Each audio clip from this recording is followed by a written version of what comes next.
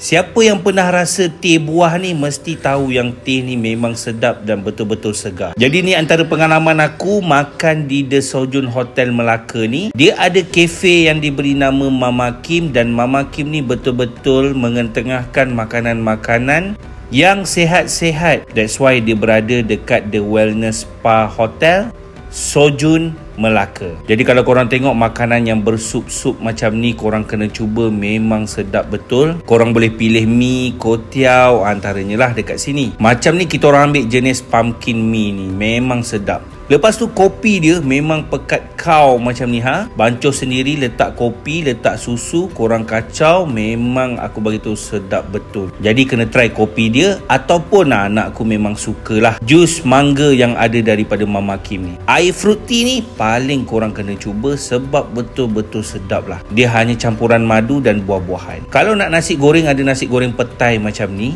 rasa dia pun memang sedap bila makan dengan petai. Lepas tu ada juga bubur macam ni memang sedap, anak aku pun suka. Dan ada salad juga. Jadi bila kita duduk dekat sini, dah lah kita duduk kat Wellness Hotel kan, makan pun makanan yang sihat-sihat. Dekat sini memang tak ada MSG apa semua. Makanan dia daripada rasa yang sebenar, daripada rasa sayur dan buah. Macam ni dia punya sushi pula, sushi mango, korang kena cuba. Jadi jom datang ke The Sojun Hotel.